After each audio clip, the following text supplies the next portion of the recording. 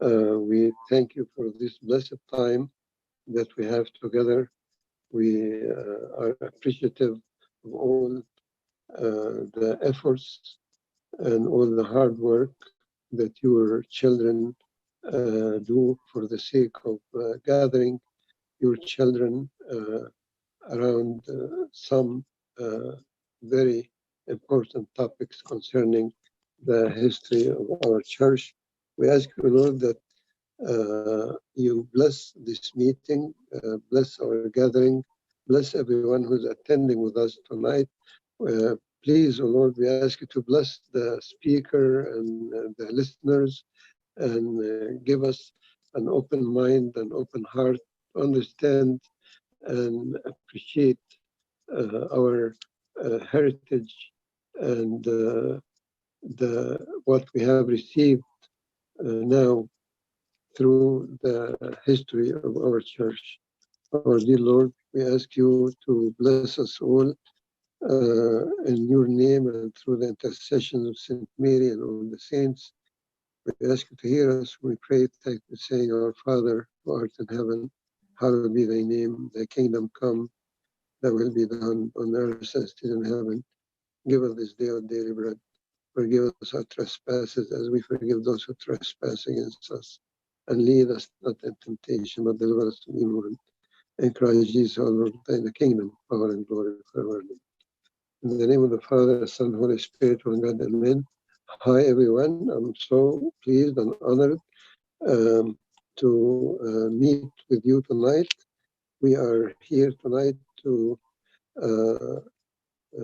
listen to a very important part of our church history and how our church responds in times of difficulties and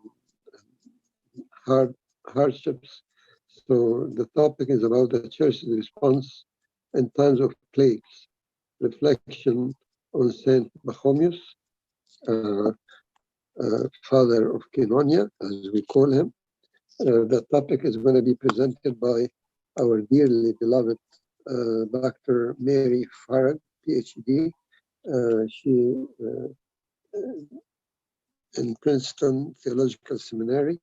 Dr. Mary Farag was awarded her PhD from Yale University with her dissertation, Sacred Things, the Legal Making of Churches in Late Antiquity.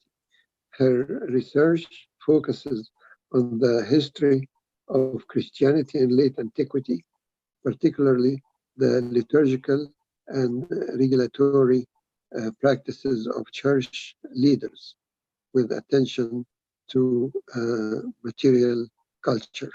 We are so honored to have you, Dr. Farag. We all love you, and we are all very proud to have you with us tonight. It's a big honor for us. Thank you for dedicating this time for us. And please, everyone, welcome Dr. Mary Farag. Thank you. Thank you, Abuna. Thank you so very much, Abuna. First of all, I want to say thank you to Abuna Antonios and to the entire ECCYC team for inviting me this evening and for all the effort you put into putting this webinar together. And thank you to all of you participating for taking the time out tonight to be together.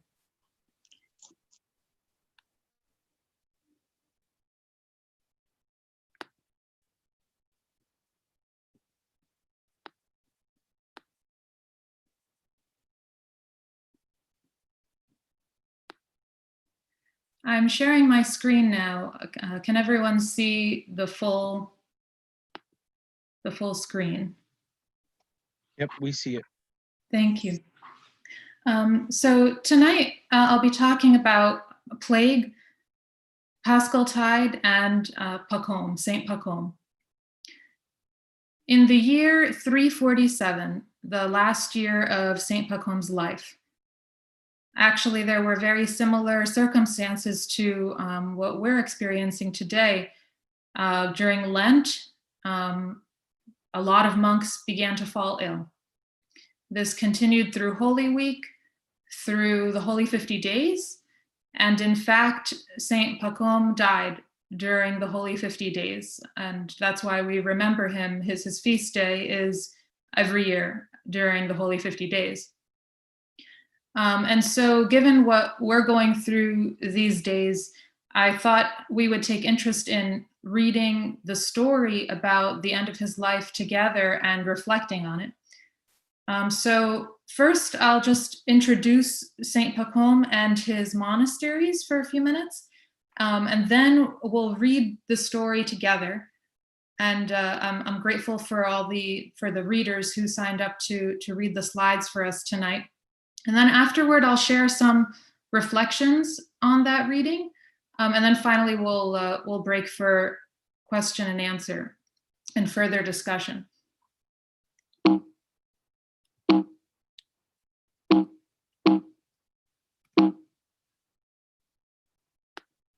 Okay. So first of all, I'm going to be calling Saint Pachom Pachom. Because in Coptic, his name is Pachom, many of us may be more familiar with the Latinization of his name, which is Pachomios, which is, of course, his name as well, but I'll be calling him Saint Pachom. He is an extremely important figure in the history of Christianity. He founded several monasteries in southern Egypt in his lifetime. And a collection of monasteries like this that all fall under one head has come to be known in English a federation. So Saint Pachom was the head of a large federation. And monasticism as we know it, both East and West, owes a lot to Saint Pachom. He believed that the purpose of communal monastic living was to bind monastics together in perfect koinonia. And this word koinonia is often translated as fellowship or communion. So monasticism was about binding monastics together in perfect communion. The communities were highly organized. There was a distinct hierarchy. But at the same time, Saint Pachom put measures in place to ensure equality among all. And when we do read the story about the plague and the end of Saint Pachom's life, we'll actually see some examples of how he insisted on being treated just the same as any brother. This map on the screen is from the first volume of a 3-volume set of books, which is published by Cistercian Publications. And these are the first books to consult if you want to learn more about Saint Pachom and his federation in English. The first volume here, all the way on the left on the screen, it's very large because it contains English translations of the life of Saint Pachom. 2 of the translations are translations of complete lives. One of them originally written in Coptic and the other originally in Greek. The life of Pachom circulated widely and in multiple languages and multiple versions. So we have several Sahidic Coptic witnesses to the life of Pachom, but unfortunately, they all come down to us in a fragmentary state. In Bohairic Coptic, there is an almost complete text. There are several Greek versions. There's a Latin version, and of course, many Arabic versions. In this first volume, a scholar named Armand Veilleux, what he did was he took the almost complete Bohairic text, and he completed it by using Sahidic Coptic witnesses to fill in the blanks. So his Coptic text is called eclectic, and that's just technical terminology for describing this fact that Veilleux's translation does not follow one single witness, but it mainly follows the Bohairic, but puts the Sahidic in places. And the abbreviation for this eclectic Coptic life translated in English is SBO, S for Sahidic, BO for Bohairic. But he also includes, again, a translation of one complete version, which is known as G1, and some of the Sahidic fragments, which are known as S1, S2, and S10. Volume 2 here at the center of the screen, this includes other stories that were not included in the life. And it also includes the rules of the Federation, which were also highly influential. The Benedictine rule comes back in the end to this rule of Pachomios, for instance. And then volume 3, all the way on the right, this contains the writings of Saint Pachom and his successors. Now, Saint Pachom, he wrote letters using a cryptic code, which until today, no scholar fully understands. There are some translatable portions, but some portions that are in this cryptic code. And some scholars have proposed ways of cracking the code, but none of them with certainty.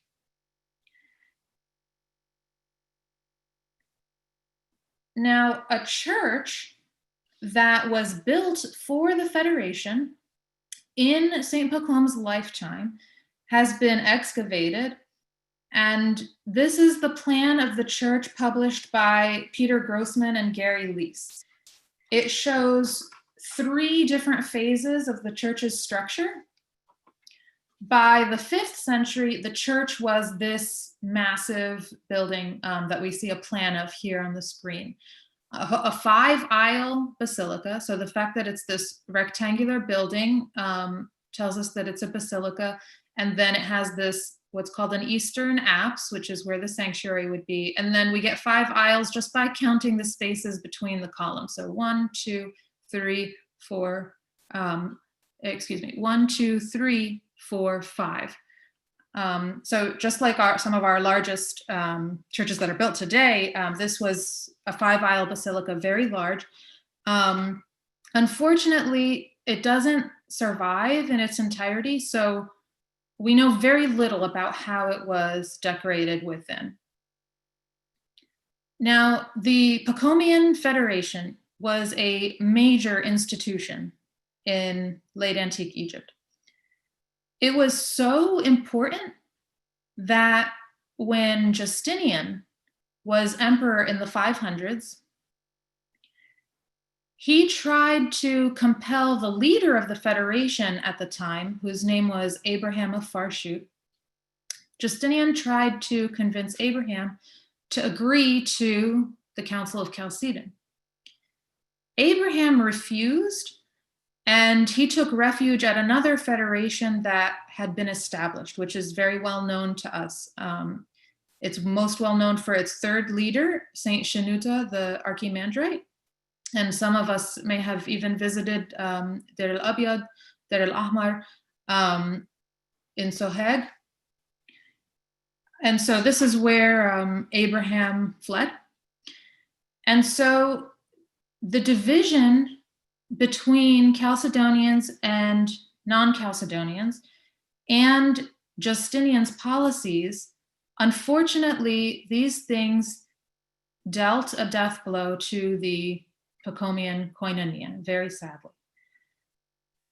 Plague, on the other hand, didn't.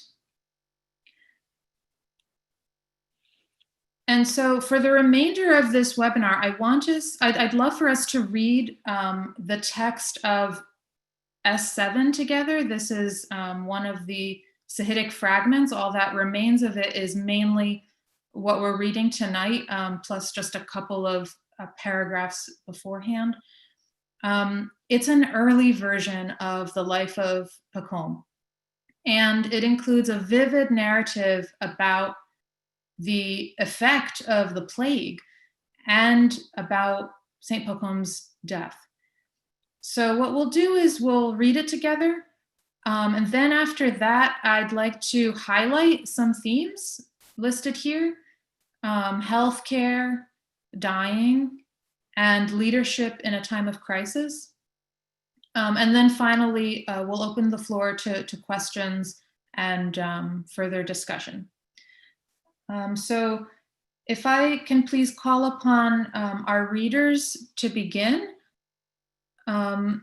Irini, if you would please, if you notice, I have the slides numbered at the bottom right. And so Irini, if you don't mind, if you would please read slide 7 and the next one 8.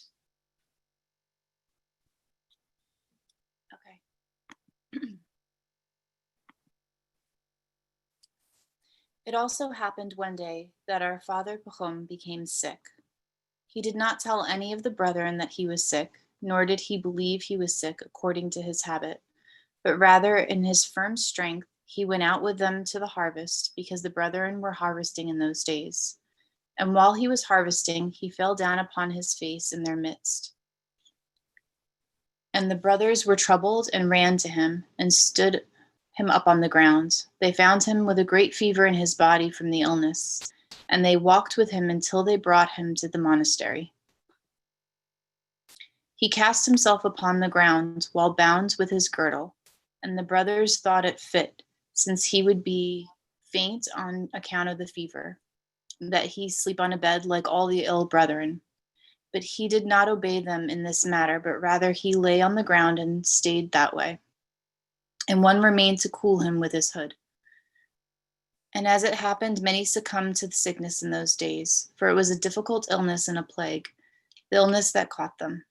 And one of those visiting said to the brother who was cooling him with his hood, "Did you not find him a fan with which to cool him?" And when he heard, he was not able to respond to him in the heavy illness that was upon him, but rather with the signal of his finger he said, "Will this entire ill crowd find a fan for each one, and so find one for me as well?" And he remained ill. Mark, if you would please read 9 and 10. Sure. And those days were the holy 40 of the Holy Pascha. And it happened at the end of the week of the 40 days of the Pascha of the Lord that all the brothers of the monastery gathered at Pabu to celebrate the Pascha with each other. An angel of the Lord came to him and said, "Prepare yourself, O Pachom, because the Lord will take a great sacrifice from your house on the day of the feast." And he thought to himself, "Perhaps the Lord will visit me on the day of the Sabbath of the feast of the Lord." And he spent the 4 days of the Pascha without eating, while grieving and groaning to himself that the bond of the koinonia would not be dissolved. And on the evening of the preparation, the 3rd day without eating, he gathered all the brethren to him. He spoke with them like Samuel did when he spoke with the people at that time, telling them all the decrees. He spoke with them saying, "I think, O my brethren and my sons, that my time has been completed, and I will go the way of all the earth like all my fathers. For you know my entire way of life, how I walk with all humility and renunciation in your midst. For you know that I did not seek after my relief at all from anyone among you in anything in this holy place. For the Lord is a witness to my conscience that I did not say anything in vanity nor pride. For I would not speak with you in the matters that I did openly among you so as to persuade you, but rather I would speak with you in matters which were not apparent, so that your heart would be relieved by this, because I did not leave you any impediment before God and men. In addition, the Lord knows that I lay down every word of the law for you to follow and do and complete, and see no place of rest for your souls. I say this because I do not know what will befall us." Demiana, if you would please read 11 and 12.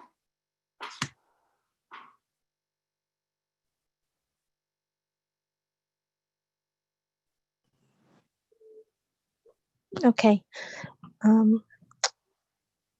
For the Savior commands us in the gospel, saying, "Watch, because you do not know the day nor the hour when the Son of Man is coming.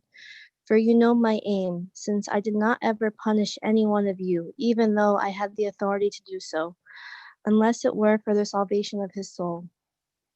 Nor did I move any of you from place to place, or from one occupation to another, unless I knew that it was to his benefit according to God for whom I did it. Nor did I ever repay someone an evil in return for evil, nor did I curse someone. If ever he cursed me impatiently and wrathfully, but rather I patiently taught him not to sin against God, saying to him, if you sin against me, I am a man of your kind. Only guard yourself from sinning against the God who made you. Nor did anyone ever truly upbraid me. Even if it were a junior person who upbraided me, I would not be displeased, but rather I would take his criticism to myself on account of God, as it is the Lord who upbraids me. Nor did I ever come and enter a place or monastery and say, as though I had authority, give me a donkey for me to mount, but rather I would gratefully and humbly walk on my feet. If one among you ran after me with a donkey after I started walking, so that I would mount it, once he reached me on the road, and I knew that my body was ill and needed the thing, I would take it from him. But if I knew that I was free from illness, I would not take it. Concerning food and drink and unction and other reliefs of the body, you are not aware of each of these matters, as I have already told you. Ivram, if you could read 13 and 14, please. As he said these things, Theodore sat at a small distance with his face down against his knees, crying.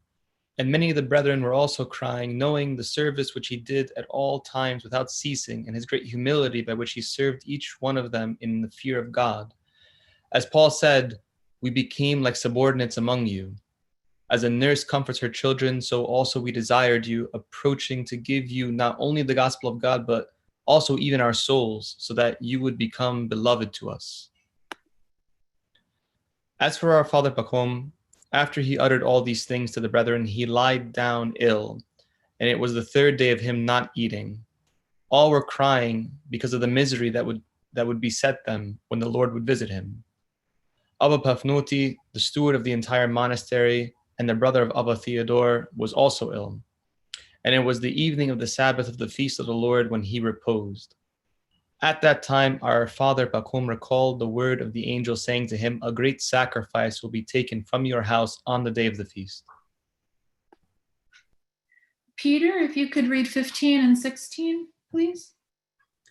Many of the brethren lied down with that illness, such that one lied down one day, 2 on another day, 3 or 4 on still another day. The visitation came to all the monasteries of brethren by the command of the Lord. Many even of the leaders of the monasteries lied down from that illness. At the hour when the fever beset them, at that hour their color would change and their eyes would fill with blood. And it was like persons who choke to the point that they can no longer breathe. Abba Pafnuti, the steward of the great monastery of Pabu'u, the brother of Abba Theodore, and Abba Suros, the steward of the monastery of Pnum, and Abba Cornelius, the steward of the monastery of Tumeneshons, reposed from that illness. As for all those who died from that illness, there were perhaps 130 people who died in Pabu'u. Our father Pachom remained ill. Theodore served him. He spent 40 days lying ill in the place where all the ill brothers were, and he was being served just like all the brethren in every manner, there being no difference between him and them in any manner, according to the order which he gave to them at the start. And his body became very weak in the duration of the illness, but his heart and his eyes were like a strong fire.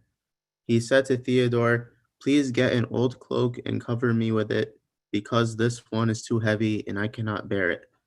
Look, it has been 40 days since I became ill, but I give thanks to our Lord. Madonna, if you could please read 17 and 18. And at that time, Theodore went and took a good light cloak from the steward and bought it and covered him. When our father Pachom saw the difference in the cloak, he was angry with Theodore and said to him, what great violence you have done, Theodore. Or did I wish that you would leave a scandal for the brethren after me? They would say, Abba Bachom took his relief in his life compared to older brethren. I will be tied up for judgment before the Lord. Now then, take it from me. I am content to go to the feet of the Lord in any way. Theodore took it from him and bought another, a ragged garment worse than that of old ill brothers, and covered him with it. He remained ill during the days of the Pentecost, and 3 days before he would lie down, he sent and gathered to himself all the seniors among the brethren. He spoke with them, saying, Look, I will go to the feet of the Lord who created us and gathered us together to do his will. Now then, as for you, say together who it is that you would like to become father to you. As for them, they continued to cry. Out of grief, no one answered him, thinking about the misery that would befall them after he left their hands like sheep, taken from the hands of their shepherd, literally great ones, but referring to those who have great responsibilities. I'm sorry, I forgot to remove that footnote there. That's just a footnote for the meaning of the word seniors here. It literally says great ones, but it's okay. It's seniors because they have great responsibilities. Sorry about that. George, if you could read 19 and 20, please.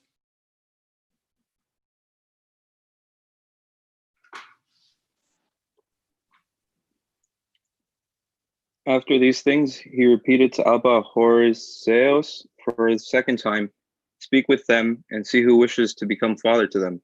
And they responded to him together, If this is how it will be, we do not know anyone besides the Lord and you.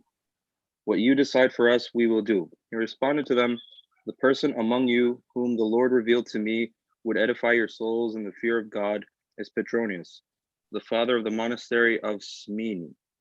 For through the purity of his heart, he sees revelations many times, and he is competent in everything.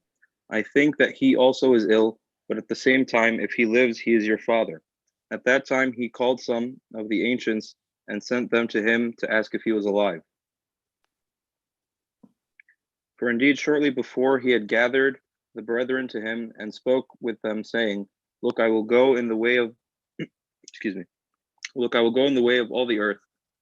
They had all gone together to the Synaxis and spent 3 days praying and crying to the Lord so that he might keep him for them a little while longer on the earth.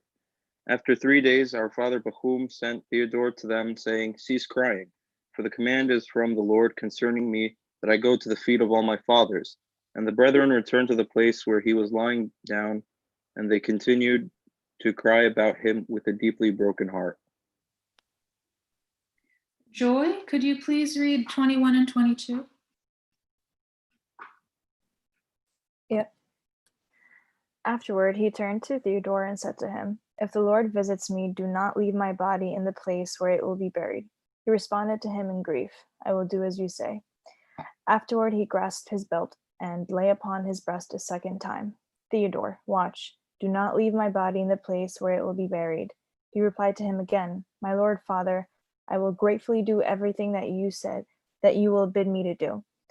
And Theodore thought to himself, He said this to me many times with great command, lest some will take his body to steal it, and a martyrdom be built for him, as is done for the holy martyrs.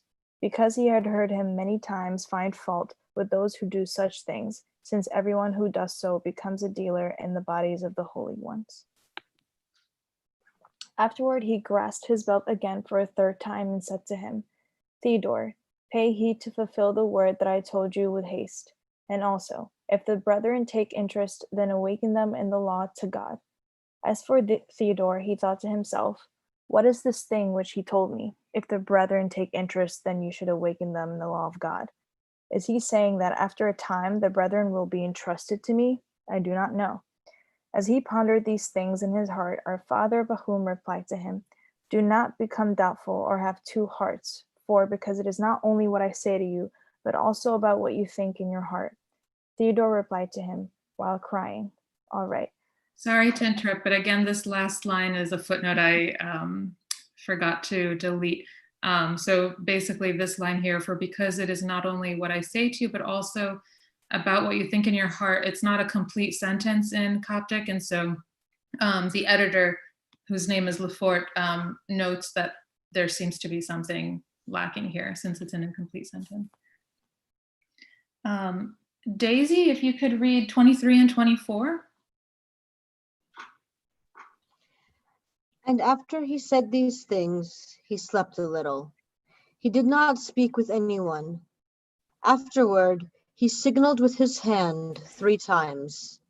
At that moment, he opened his mouth and gave up his spirit on the 14th day of the month of Pachomios, at the 10th hour of the day, and a great fear befell that place at that hour, such that it trembled 3 times.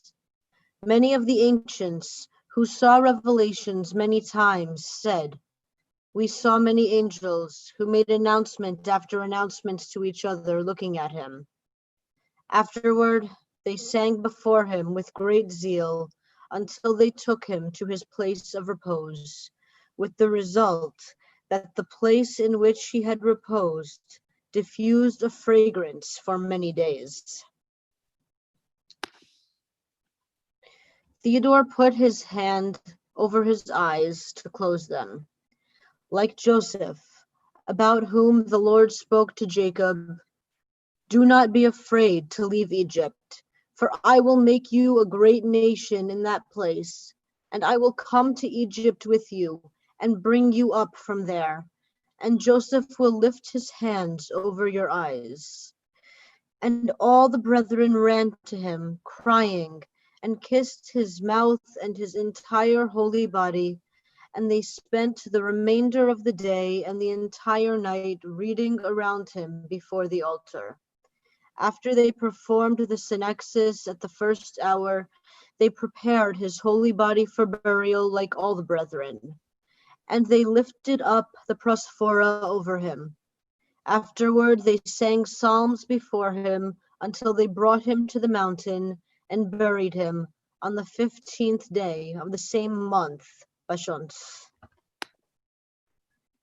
Mina, could you please read 25 and 26? The brethren returned to the monastery with a deeply broken heart and humility. Many of them said to the others, "Truly, we became orphans today." And after they came down from the mountains, Theodore took with him 3 other brothers on that night and took him up from the place in which he had been buried. They disinterred him along with Abba Bafnoti, the brother of Abba Theodore, the accountant of the Kononia, and no one knows the place in which he is until today. All the days of his life amount to 60 years. He lived as a monk for 21 years, and in his 39th year, he became a monk. Indeed, the Lord saw him, how he crucified his flesh in every matter, until he did his will. He was pleased and gave him repose and received him. He did not leave him to live a long life to reach the feebleness of the body, as was his wish. Thank you so much, all of you readers, for reading this long story.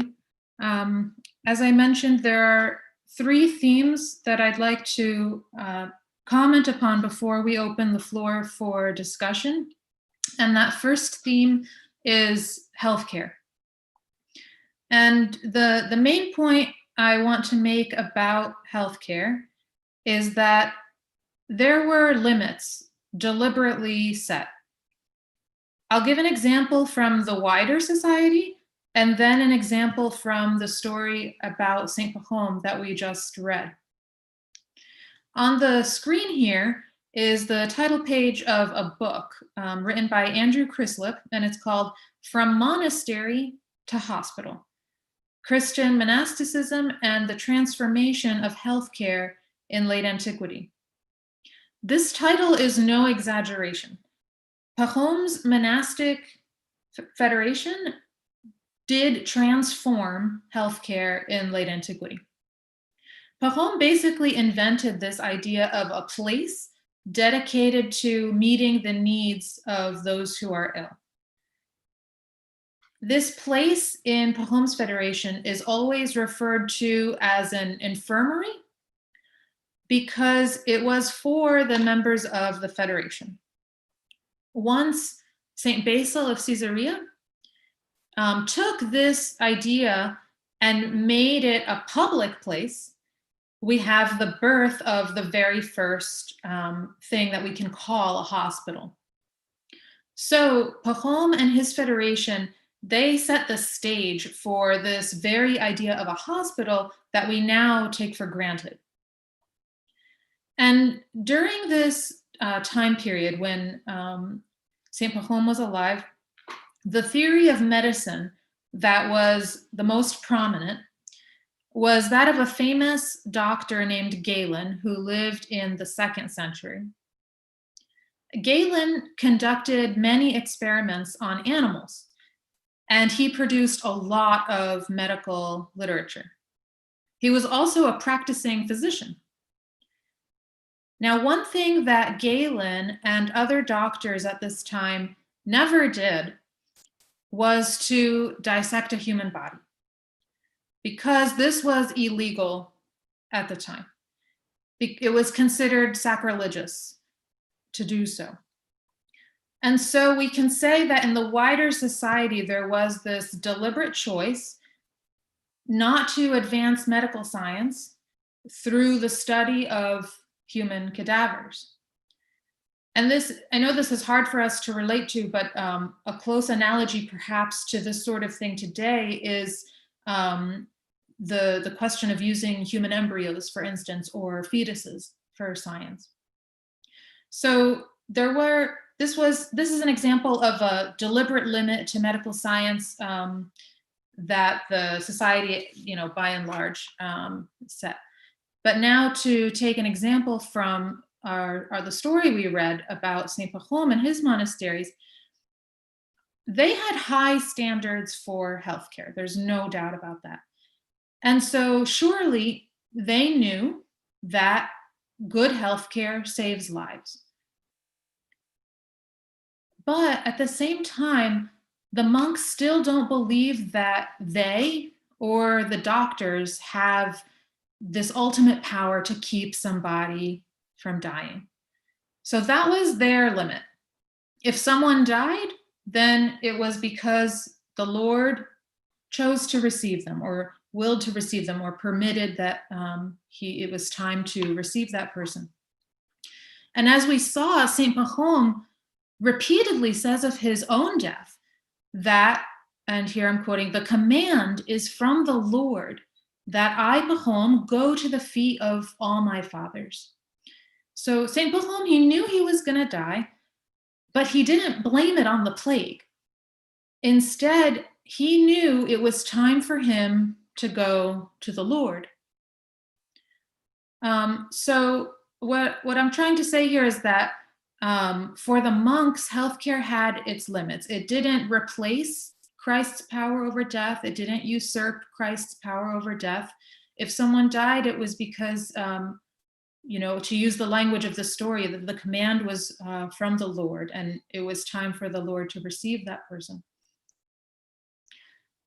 Now, to move to another theme, dying, what I'd like to emphasize here is that we see dying as a communal process.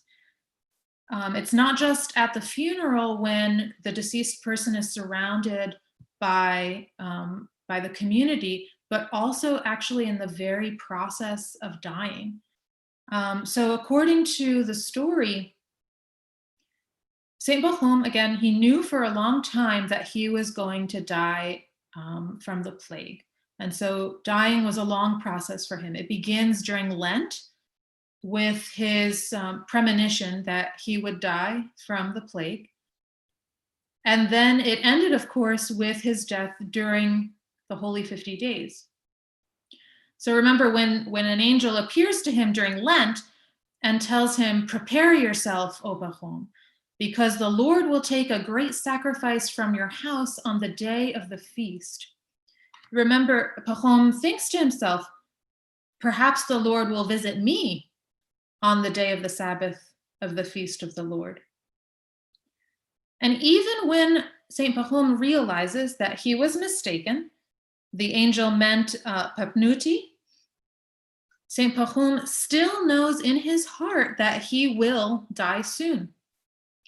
And indeed, Saint Pachom, we could say, wanted to die soon.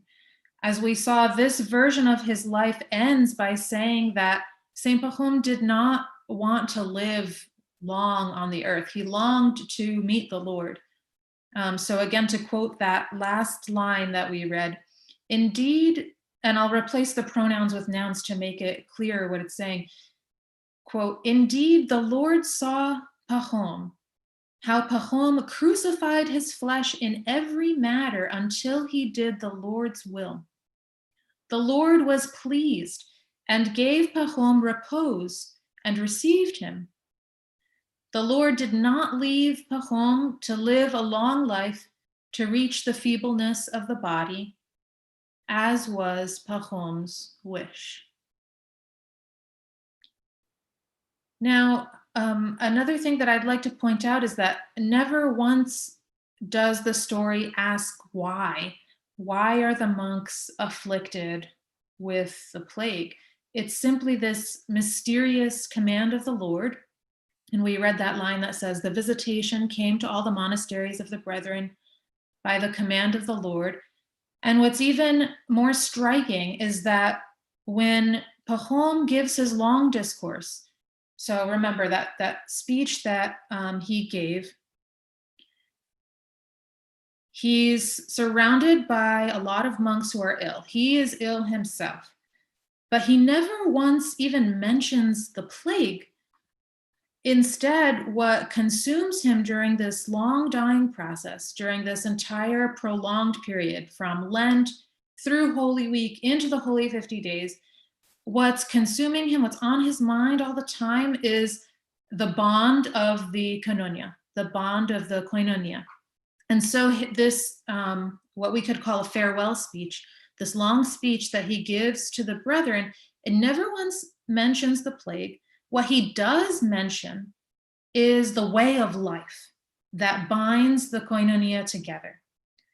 Humiliation, renunciation, doing the Lord's will. So he's emphasizing daily, everyday, mundane, Christ-like behavior. And we hear what Saint Pachom says about his own behavior as a leader, as an example to all the brethren. He says, I did not seek after my relief. I did not say anything in vanity or pride. I never repaid anyone evil in return for evil. I never cursed anyone. And so these are the kinds of matters that concerned him, even when a plague was devastating the monastic federation. And remember, this is a monastic federation that he had spent decades building up. And here he is at the end of his life, watching so many die. And what he is still emphasizing with his last breath is this everyday Christ-like behavior, humiliation, renunciation, doing the Lord's will. And again, dying is a process. Pachom knows he's going to die. He fasts, he prays, he grieves and groans. And he gives this long speech confessing and preaching really the way of life that binds everyone together in perfect koinonia. Now another point to draw out is that when Saint Pachom does die, he doesn't die alone.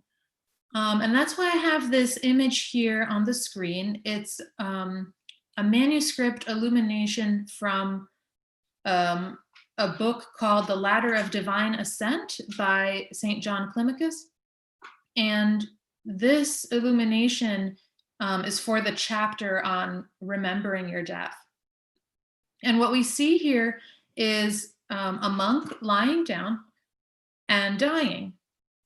And an angel is extracting his soul, which is visualized here as a naked child. The monk on the left here is preparing a censer, and then the monks on the right are witnessing the monk die. They're gathered around him as he's dying. And in fact, hardly any of the saints' lives recount the story of a saint who dies alone. Even the most remote hermits don't die alone. There's always someone there to witness to their death. And what's really important is to tell the story of their death and the upright life that they led. And people another thing that this image I think captures is that people in Pachom's time, they were intimately familiar with the dying process. In the course of a lifetime, one would literally watch people dying before one's eyes. So by contrast, in our society, very few of us actually ever see anyone undergo the dying process. But those people who do regularly witness people die, naturally, people who die naturally, they know the signs for when a person is going to die naturally. And just to give an example, my father-in-law, he told me that he visited his mother when she was in a nursing home one morning. And he told the nurse, I'm going to leave for a while and I'll come back in the afternoon. And the nurse told him, I don't think you should do that. Stay because your mother is actively dying. And the nurse could see this, right? Even in the early morning. So he stayed all morning, all afternoon. Sure enough, that evening, his mother, and these are his words, literally fell asleep in the Lord. And so this nurse, she not only had her medical knowledge, but many experiences of watching people undergo the dying process. And so likewise with Saint Pachom, he knew his death was coming. Surely his monks also saw the signs as the day approached. And again, his number one concern, even during a plague, a devastating plague. Remember again those numbers that number that was given in the story, 130 from one monastery alone. Pabo is just one of those several monasteries. So from one monastery alone, 130 plus leaders. Even in the midst of such a crisis, Saint Pachom's number one concern was the behavior of the monks with one another. And again, Saint Pachom doesn't die alone, but surrounded by other monks who were then able to witness to his life for us.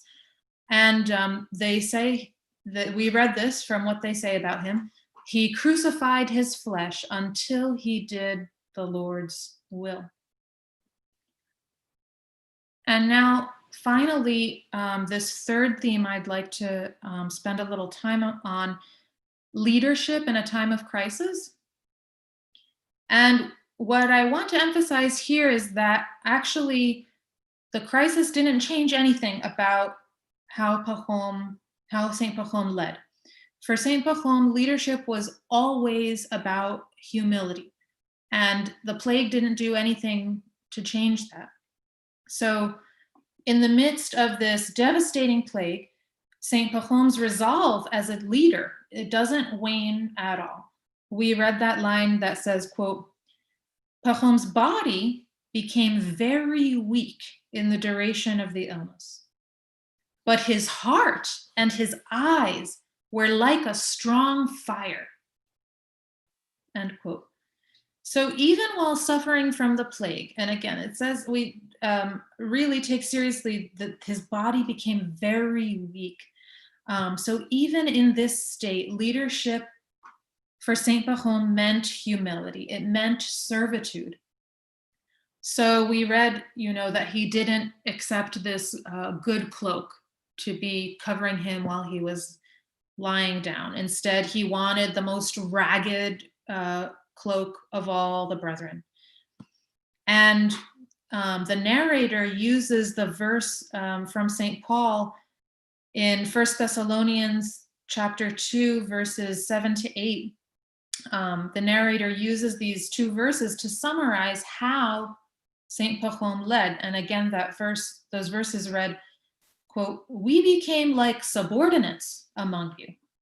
As a nurse comforts her children, so also we desired you, approaching to give you not only the gospel of God, but also even our souls, so that you would become beloved to us," end quote. And this is also the testimony that Saint Pachom gives of himself in the story. He says he became like a subordinate. He did not give the brethren only the gospel. He did not only give the brethren the gospel of God, but also his very own soul. Now, the plague put Saint Pachom in a very difficult position. He needed to pass his grave responsibility for the koinonia. He needed to pass it on. But it was unclear who would even survive the plague and who would live. And at first, he tries to have the monks choose his successor. But as we saw, they twice refused to do so. And instead, they said, "You make the choice for us." And as we saw, he chooses Pachomios, and he doesn't even know whether Pachomios is still alive or not. The story says he has to send monks out to find out whether Pachomios is alive and can become father after Saint Pachom. And even in our own current crisis, we can hardly relate to the kind of stress that the Pachomian Federation must have experienced. In one monastery alone, 130 monks dying, plus those key leaders named Papnuti, Surus, Cornelius, and Saint Pachom himself. But here's the key. They were able to endure this stress, this crisis, because of this emphasis on humility, renunciation, doing the will of the Lord until they met the Lord. And finally, the bond of the koinonia was really saved by humility. If we were to read from other versions of the life, the one that we read ends with Saint Pachom's death, and the last line, is that he did not live long, as was his wish. But other versions of his life actually continue the story and tell the stories of each of his successors.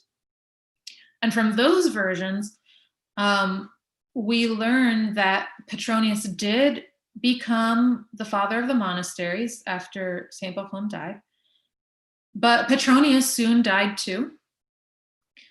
Then Horsiasius becomes the father. But there were a lot of leaders that opposed him. In fact, these leaders threatened to take their monasteries out of the koinonia if Horsiasius remained the father of the monasteries. So, and here's the crucial act of humility. Horsiasius steps down. And we can't underestimate how humiliating such a thing is, to become father of the koinonia and then to step down. But he does. Theodore takes his place. And when Theodore dies, Horsiasius again becomes the father of the monasteries. So when we read that Saint Pachom is grieving and groaning over the bond of the koinonia, this is real grief. This is real groaning. He surely knew that his death and what was happening with the plague was a critical turning point for his monasteries. And if it weren't for Horsiasius's humility stepping down, the koinonia could have dissolved well before Justinian forcibly removed Abraham of Farshut. Now, finally, before I close out the screen here, I just, perhaps some of you have already seen this, but I shared a short essay about the story for my sister, Tasoni Phoebe Farag Mikhail, on her blog, which is called Being in Community. And in case you would like to read it, this is the address. So now I'm going to close the share screen so we can shortly engage in some question and answer.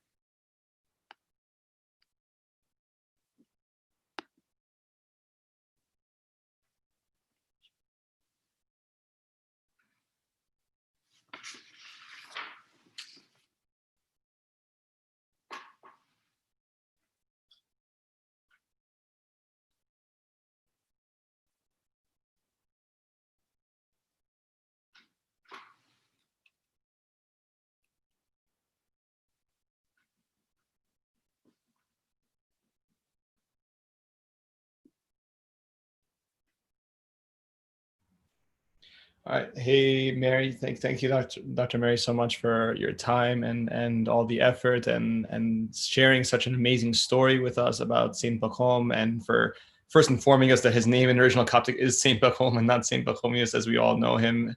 That was new to me, and I think new to a lot of people.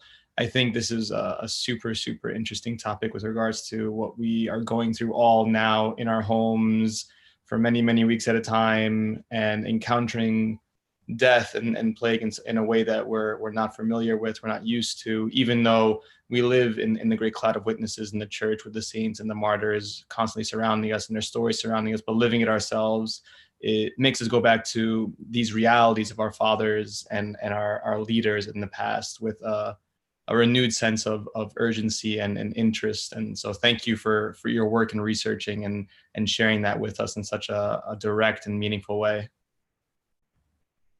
So I think right now we're gonna have time to just jump into a few questions, and I believe everybody can see some on the shared screen right now. So I think we just jump right into it. And if anybody has any more questions, you can go ahead to menti, spelled menti.eccyc.org. And you can, I think, continue to submit questions now. But I think one that we can start with perhaps is one that I see on the screen that interests me is, why did Saint Pachomios or Saint Pachom write in code? And why is it that this code is so difficult to crack even to this day? So this is a very vexed question. No one truly knows the answer. I mean, there are some suggestions here and there, but again, nothing can be known with certainty. So one suggestion is, at this time, there was actually a lot of reflection on the alphabet and the shapes of the letters, and actually looking at the letters in a very spiritual way. So for example, thinking of the formation of the omega as saying something about the significance of the omega, especially in verses like I'm the alpha and the omega, things like that. And so this develops further into kind of various codes.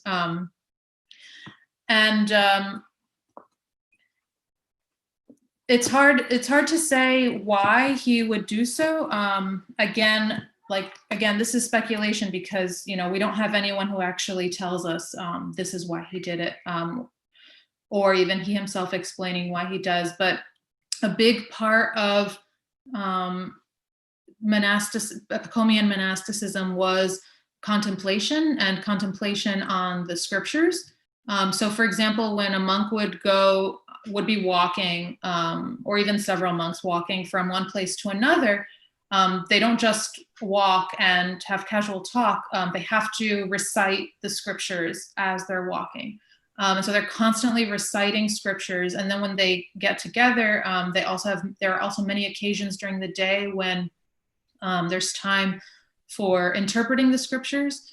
And so this was a regular part of life. And so maybe this was even, part and parcel of his own letter writing, that it is so meditative that the receiver has to also meditate on it to understand what it means. Again, these are just speculation, but I know it sounds kind of cryptic. So let me get, for example, one of the letters, and I'll just read a couple of lines from it, so you get a sense of exactly what I mean. So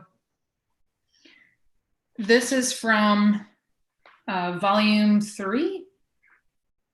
And on page 51, there's letter 1 by St. Pachomios, and it says that the letter is addressed to Cornelius, who we read about, the father of the monastery in Smushans. And this is how it begins. The God of wisdom, the unhesitating God, the irreproachable God, has given rest to your spirit. You must also give rest to your spirit so that Zion may rejoice in the days of her nativity. Do the work of the iota. So that there's a Greek letter of the alphabet. Do the work of the iota. What does iota mean? Which was called Omicron, again another letter, in the old days. Place delta, again another letter, also before your eyes, so that it might be good for your soul. Rho has stretched out his hand to reach you. And again, Rho is another letter of the alphabet. This is iota, which is the sepulcher, your resting place. Sing to the omega, lest the omega sing to you, and so on.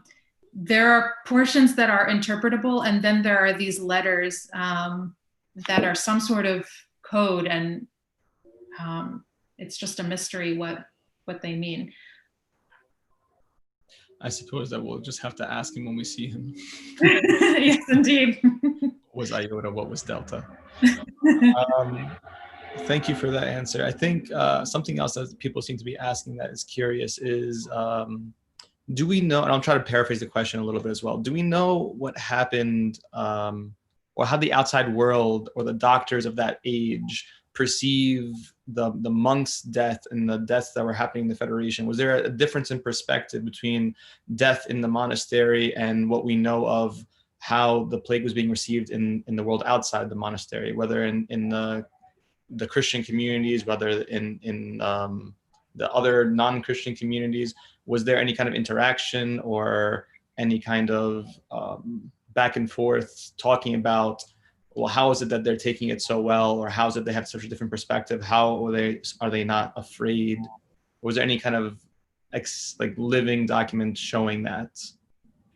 So that's a great question, and to my knowledge, I don't think we have anything except for the stories written, for and about the Kononia that tell us about this plague. I don't think we would even know about it if it were not for these stories. The place to look really would be what's called documentary literature. So, Egypt is so dry. The climate is perfect for saving all sorts of documents. So there are tons of ancient receipts, contracts, private letters, you name it. Hundreds, thousands of these things that are being studied. And, that would be the place to look to see if there's anything that could be put in conversation with what's happening here. But to my knowledge, I don't know of any. And in general, for a period like the 4th century, we have very little to go by in order to tell the history, unfortunately. So it's if something turns up in the documentary evidence to tell us that, a doctor in such and such town also had experienced the plague in the year 347, then we could find out more. But I'll just mention that there's another wrinkle. Rarely does a text give us its exact date. So that also makes it difficult to find texts to put in conversation with the story. But that's a great question. Gotcha.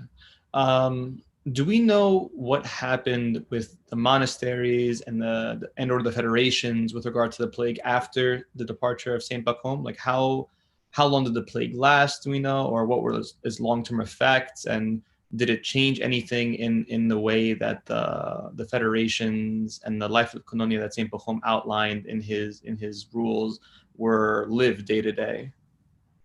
To our knowledge, no.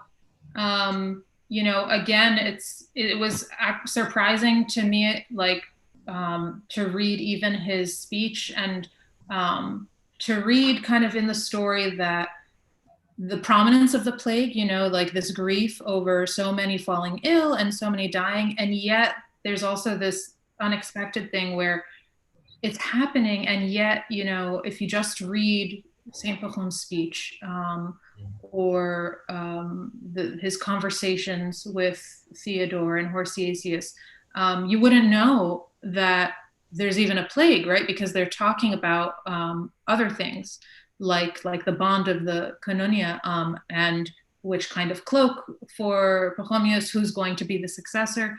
And so likewise, we don't learn of any like change in rules, or any, the long-term effect really is, or I should say short-term effect is this crisis of leadership. I take that back, actually long-term effect, right? Because Horsiasius, he becomes leader. Theodore, his entire leadership, Horsiasius lives through, and then he becomes leader again. And so kind of the long-term effects that the story tells us about is more about the leadership of the monastery and the bond of the Kononia, and not so much about the plague itself. Interesting, very interesting. Okay. We have 3 questions here that are kind of hitting on the same topic, I'd say. So let me try to combine them and get your response, Doctor. So one of them is asking, when people have the coronavirus now, hospitals don't allow visitors. So what are some ways that we can offer the same community support and togetherness to our loved ones from afar, especially when virtual meetings become depressing for all involved? Another related question is, what practices, spiritual or physical, from St. Pachom and his federation should our church learn from and carry on with during this current pandemic? How can we apply their approach to the plague that we face today? That's a great question. I'm not sure I have a good answer to it. I'm sure our fathers have, our abunas have answers to it. So as I was reading the story and translating it, that's actually, this very point is what broke my heart while reading it, is, here we are, and we can't go visit those who are sick. And yet, what's key to this story is that we read that a visitor comes, right, to all the ill brethren, and makes this comment, you can't find any fans, you have to use your hoods to fan each other. And so that clearly there were visitors coming in, and they valued this community and this togetherness even in the midst of the plague. And so that question is the key question for us today. You're right, you're absolutely right that virtual meetings, thank God for them, right? I mean, thank God we're all together here tonight and can talk together. But at the same time, nothing replaces actually being together side by side. And so, if I would imagine what Saint Pachom might say, surely prayer. Surely prayer, because actually in the stories of the saints, they come together actually through prayer sometimes. Like, for example, some stories that I've been reading recently, a monk will be praying, and then suddenly find himself encountering other saints, and then told where to go in order to meet somebody who's coming to visit him. And so, through this act of prayer, the person encounters other people. and even in the story, it's actually quite literal. You know, he's like told to go somewhere and meet someone. I know that for us, this often sounds kind of esoteric, otherworldly, like when we pray, is this really going to happen to us? But yes, it can. The more we pray and the more deeply we pray, if we believe in our hearts that the Lord will reveal to us what the right thing to do is, then the Lord, one way or another, will reveal it to us. And it might not be, you know, this otherworldly experience of hearing like a foreign voice and saying, oh my goodness, who's that? It might not be that, but, you know, it might be the voice of a child telling you something, and then you realize something all of a sudden. You know, it could be something very mundane, but you'll know when the Lord is giving you an answer. And so prayer is always something that brings us together, and it literally is in church what brings us together when we pray the liturgy and the saints are surrounding us. So that's the one thing I would say, but I would really leave it up to our abunas to guide us in this respect, because I do believe that's the one that's our crisis, right? That we can read the story and still sort of kind of be left, feel bereft, because we don't find an answer for what's deeply troubling us right now. We sort of see actually in the Pachomian Federation this luxury of being able to go to each other, and it makes it all the harder for us to be unable to visit the sick. Yeah, I know there's been a lot of people who found that point in particular to be the most troubling. The fact that there are so many loved ones and elderly folks, young folks even, who are just in the hospitals, and God bless the healthcare workers who are there with them, who are the sole human contact that they might have before they depart to be with at the feet of their fathers, as the story of Saint Pachom said so beautifully. Switching gears a little bit with two other questions that may not be as heavy. Do we know what happened to Saint Pachom's body when he passed? Was it moved? Was it buried at the monastery? I know the text spoke about it a little bit, but is there any more information that you want to share, or remind everybody what the text said if they didn't catch on to what was being written? So according to the text, no one knows where his body is. And it's actually a theme in a lot of the stories of Egyptian saints that, like, so for example, Saint Anthony, right? His body also gets hidden. Saint Mina, a lot of key saints we hear about their body getting hidden, and this has partly to do with what's going on the ground in Egypt in late antiquity. There seems to be in Egypt this resistance to what's happening more broadly in the Mediterranean, where there's literally sort of dealing in saints' bodies and parts of bodies going here and there. And there seems to be in Egypt a resistance to this practice. And more of an emphasis that it's the spiritual community of the saints that matters the most, not so much being able to acquire relics. And in fact, you know, for example, there's a story about how Patriarch Theophilus tried to get the relics of the three holy children, the three Hebrew youths in Daniel chapter 3 from Babylon. And the saints themselves tell the person who goes to try and get these relics, you know, we're talking to you with our souls, and with our souls we will come to the church. You know, don't worry about our relics. They're here, they're awaiting the resurrection. And this seems to be a way of trying to emphasize to stay away from this trade in relics. Very interesting. I guess we have two more questions left. One of them is related directly to the topic, and one of them is I guess, quasi-related. Okay, let's go with the related one first. Does the Pachomian Koinonia Volume 1 also include the original text or texts, or just a translation? And I guess something I would add on to the viewer's question would be, can we just access these texts off of, can we buy them off of Amazon, off of Barnes & Noble? Are they only available through the publisher? Can we find them online anywhere? And is it just the best order to read them is just Volume 1, Volume 2, Volume 3, or should we skip around a little bit? So great question. So Volume 1, it just has the translation. But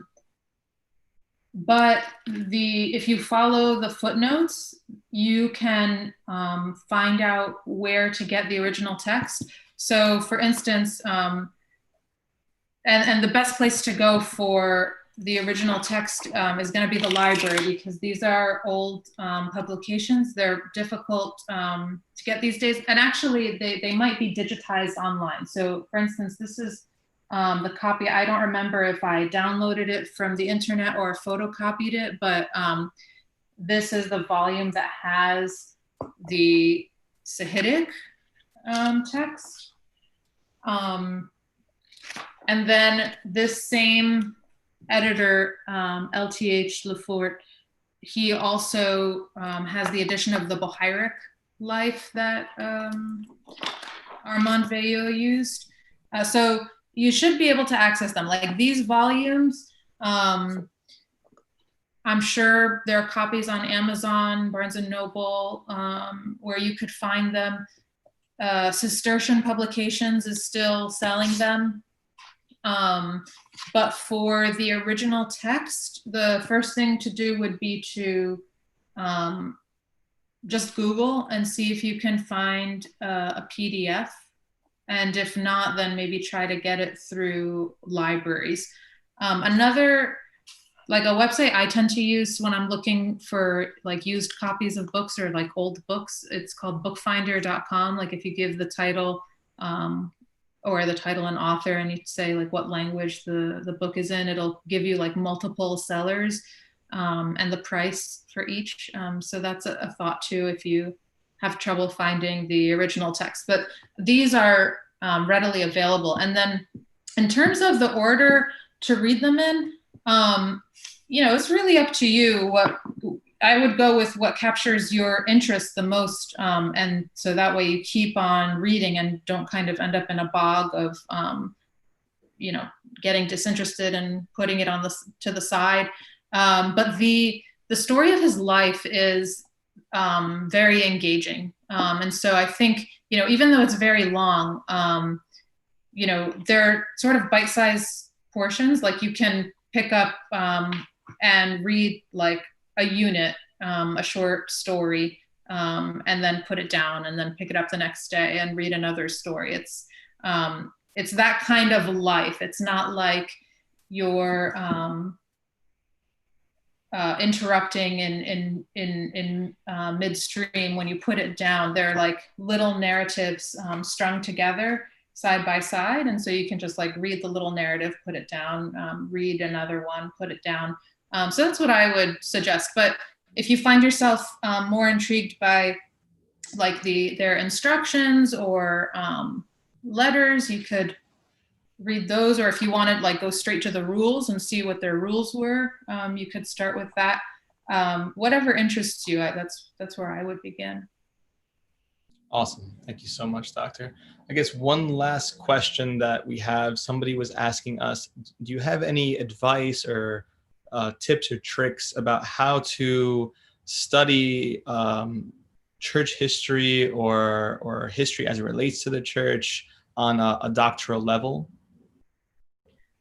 I mean, it really depends on the person asking, because it depends on like what your background is, where you're coming from with like previous degrees of the bachelor's, and if you did a master's already or not. And so, you know, anyone with that question, feel free to email me. I'd be more than happy to respond. But I guess one general tip, like for anyone who wants to go into doctoral studies where like you're studying the history of Christianity in Egypt, for instance, and that's what you want to be your main research interest, languages are really, really important. And schools look for that in their applicants.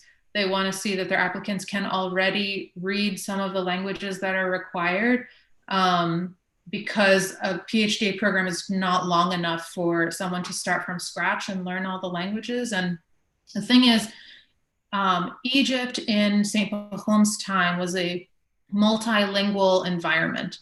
So you have multiple dialects of Coptic, plus Greek as a literary language, plus Latin as an administrative language. So it's really complex, in terms of the ancient languages. And then what makes it even more complex is that in the history of scholarship, there has been tons produced in German, in French, increasingly now in other languages too, like depending on the subfield that you're interested in, you might take interest in learning like Italian or Spanish or Russian. And forgive me, last but not least, Arabic. Arabic is key to learning, to understanding the history of this time, not because it was spoken or written in Egypt at the time, but the vast majority of our sources are only readable in Arabic. So the amount of literature from Egypt that comes down to us in Coptic is like a lake compared to the ocean of Arabic texts. And so this is still a field in its infancy.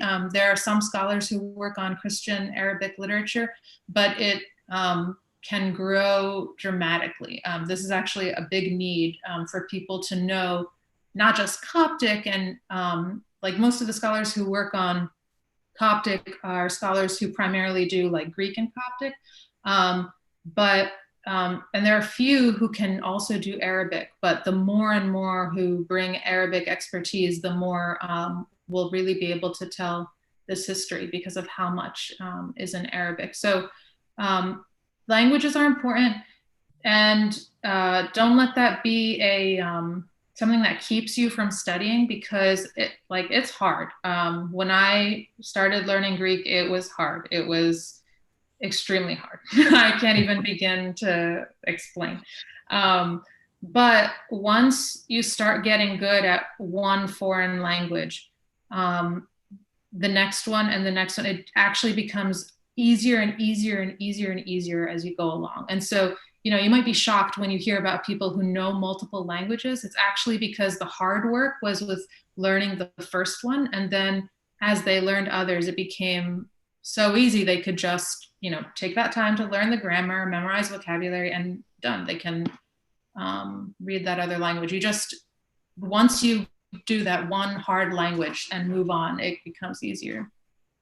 I think that is amazing advice. And I hope that if anybody has more questions for Dr. Mary Farag, if they want to get in contact with her, please just shoot us a line at info@ECCYC.org, and we can connect you guys together, and you can ask her questions till your heart's content, because I think that we can all agree the church needs more scholarship, more research, more time to learn about her rich history, so that we can continue growing from it, developing from it, and just building upon it in the years to come, until we all reach the feet of our fathers, as St. Pachom said so wisely. Before I hand it off to Abuna, for me personally, thank you so much, Dr. Mary. I really benefit a lot from it, and learned just an incredible amount in such a short period of time. So thank you for preparing so well and dividing up the readings, which kept us engaged. That was a really smart idea. In terms of what's coming up next, guys, for ECCYC webinars, the next one that we're going to be doing is going to be from the Reverend Dr. Abuna Daniel Fennous, who is the Dean of St. Cyril's Coptic Orthodox Theological College in Australia, where he's also a lecturer in theology and I believe New Testament studies.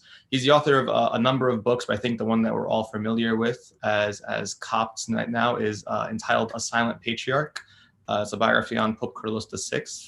And I think SVS Press is still selling many, many copies to all our Coptic and non-Coptic brothers and sisters. So if you're interested, please grab a copy. But the topic he'll be talking about will not be about Pope Kyrillos, although I'm sure it'll be ancillarily related somehow. It'll be actually about the topic of solitude. And I think having been in quarantine for God knows how many weeks at this point, it's a topic that's very apropos, very relevant to the times that we're living in.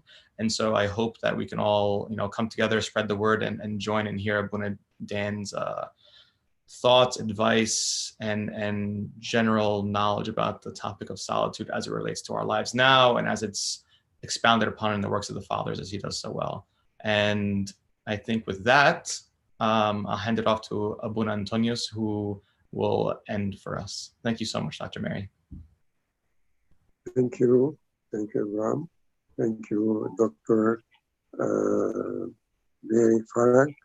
I appreciate very much this beautiful lecture, very informative. And we are looking for more and more of this type of lectures. May the Lord our God bless you all, and for many, many more lectures to come every other week. God bless you and give you, and have a good night. May the love of God the Father, the grace of God the Son, our Lord and Savior Jesus Christ, fellowship, communion of the Holy Spirit with you all. Be in peace. The peace of the Lord be with you all. Amen. Have a good night, everyone. Love you all. So good to see you.